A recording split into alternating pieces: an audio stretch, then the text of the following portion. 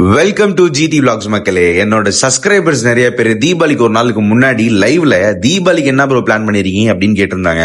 அதை நான் லைவ்ல சொல்றத விளாகா போடுறேன் ப்ரோ அப்படின்னு சொல்லியிருந்தேன்.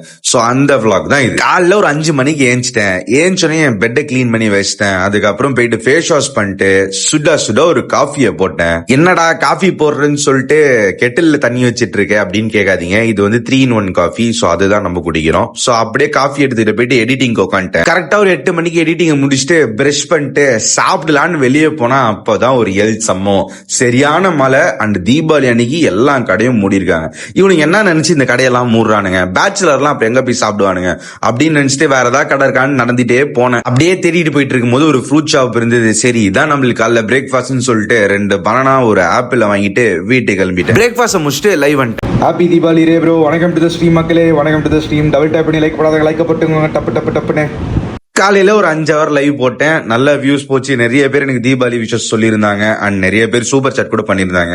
தீபாவளி அன்னைக்கு எண்ணெய் தேய்க்காம எப்படி அப்படின்னு சொல்லிட்டு ஒரு எண்ணெயை தேய்ச்சிட்டு நல்ல மழை வேற குளிக்கணுமான்னு வேற நினைச்சேன். சரி தீபாவளி குளிச்சே ஆகணும் அப்படின்னு சொல்லிட்டு ஒரு எண்ணெயை தேய்ச்சிட்டு குளுன்னு ஒரு குளியல போட்டேன். அப்புறம் என்ன, நம்ம புது ட்ரெஸ்ஸை போட்டு வெடிக்கடை கிளம்பிட்டோங்க. பர்ச்சேஸ் பண்றதுல நல்லா கூட்டமா இருந்தது. ஸோ அங்கே வீடியோ எடுக்க முடியல. வாங்கிட்டு வந்து வீட்டில் தான் நான் வீடியோ எடுத்தேன். பட்டாசுலாம் எடுத்துட்டு நம்ம வீட்டுக்கு கிளம்பிட்டோம். ஏன்னா அங்கே தான் நம்ம பசங்க எல்லாரும் இருக்காங்க. தனியாக வெடிக்க முடியாதா? தனியாக வெடிக்கிறதுல என்ன சுகம், பசங்க கூட வெடிக்கிறது தானே சுகமே.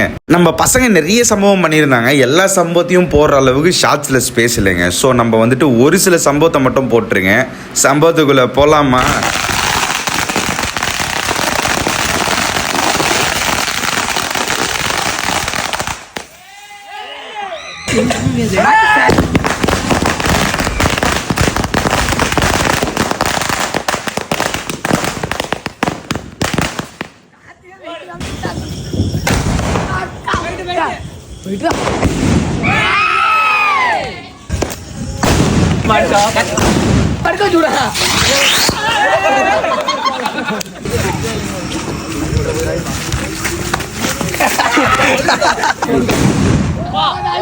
நாளை வரு